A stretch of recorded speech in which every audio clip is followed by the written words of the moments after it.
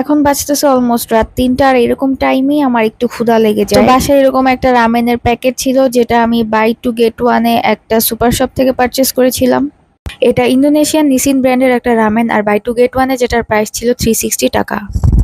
তো যাই হোক, নুডলসের প্যাকেটের ভিতর ছিল একটা মশলা আর একটা ড্রাই ভেজিসের প্যাকেট, আর ড্রাই ভেজিসের সাথে ছোট ছোট পিস করে কাটা ড্রাই মাশরুমও কিন্তু ছিল। এখন রামেনটা সিদ্ধ করতে দেওয়ার আগে আমি এখানে একটা বাটিতে 2 teaspoon tomato sauce and 1 teaspoon oyster sauce দিয়ে নিয়েছি। দেন প্যাকেটের মশলাটা খুলে আমি জাস্ট এই সসগুলোর সাথে মিক্স করে নিচ্ছি। এখন একটা হাঁড়িতে আমি 250 ml পানি নিয়ে তাতে এই নুডলসটা আর এই ড্রাই ভেজিটেবলগুলো দিয়ে জাস্ট 3 মিনিটের মতো সিদ্ধ করে নিচ্ছি। নুডলসটা কিন্তু 3 মিনিটেই খুব ভালো মতো সিদ্ধ হয়ে গিয়েছে। তো আমি এটা বাটিতে ঢেলে নিয়েছি আর মশলা আর সসের সাথে ভালো মতো মিক্স করে নিচ্ছি।